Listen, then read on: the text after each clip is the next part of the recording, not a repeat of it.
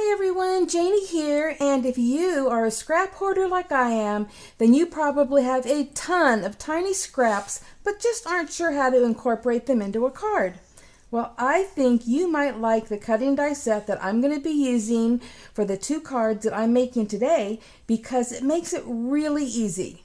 And by the way, I'm dealing with a torn rotator cuff on my right shoulder, so I'm not going to be able to do much on camera because it's going to be too awkward and possibly a little painful. So what I'm going to be using today is the In Love Arts separated rectangular grid background cutting die set, and it comes with the stitched frame piece and then 7 dies that fit perfectly in the frame, and they're small enough to use with even your tiniest scraps.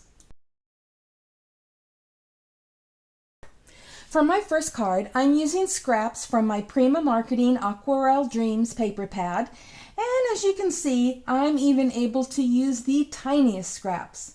And I cut the frame piece from a purple foil cardstock, and I also die cut the word thankful and the butterfly from one of the leftover pieces from the frame. And now I'm ready to piece it all together on gray cardstock, and then I used some ephemera pieces from the Aquarelle Dreams collection to decorate the front of the card.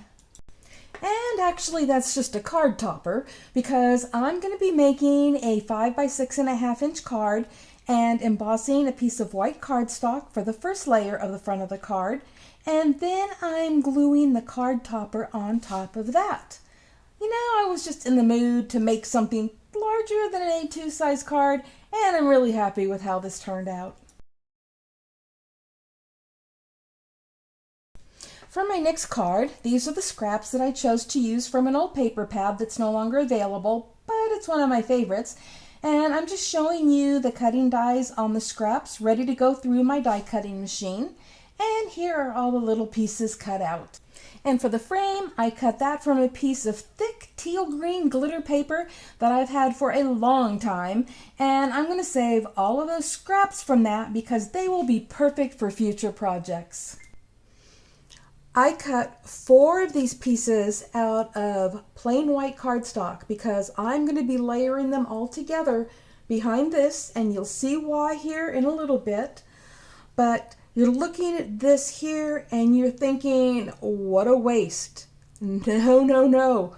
This is not a waste. This is awesome. And you hang on to it all because these are perfect for stamping sentiments on for other cards or even images if you have some smaller stamps that you want to use. And of course you can always die cut other things from them. But what I see and that I'm going to use these for is stamping those sentiments that I'm always looking for a smaller piece of cardstock to do that on, or having to cut a smaller piece of cardstock, and now I'm going to have it all ready to go. For the bottom layer of the card, I'm using this piece of bright pink cardstock that I've cut down to fit perfectly behind the die cut frame. And now that I have everything cut out and ready to go, I'll start by gluing that bright pink cardstock to the card base. And then I'm going to show you some options because I went through all of these options in my head trying to decide exactly where I wanted to go with this card. So one option is a single layer for the frame with all of the pieces glued in place. And another option is gluing several layers of the frames together, creating a thicker raised frame and adding dimension to the card, like I hope you can see here. Or another option is creating a shaker card, and that can be done in a variety of ways, but in this case you can take a piece of acetate and glue it between the top frame and the thicker bottom frame. This way the acetate is raised up, leaving room for the shaker bits. And with a frame like this, you can decide if you want shaker bits in just one of the openings or all of the openings. There are so many possibilities. Well, I decided to go with a shaker card, so I've got that acetate glued between the layers of the frame. And I decided I only wanted to put shaker bits in one of those openings. And I always like to wipe the acetate down with a fabric softener sheet to help eliminate static cling. And then I'm going to glue that over the top of my card using my Beacon 3-in-1 glue because I know it will hold permanently and give me a little wiggle room to make sure I get everything lined up. And here's what it looks like with the shaker pieces in that one section. And then I wanted to add a little something more, so I cut some of the cupcakes from one of the scraps and glued them to stitch circle die cuts and added Morning Dew Nouveau crystal drops for a clear dimensional look. And I'm sorry, but for some reason I'm having a hard time getting the true color to show up.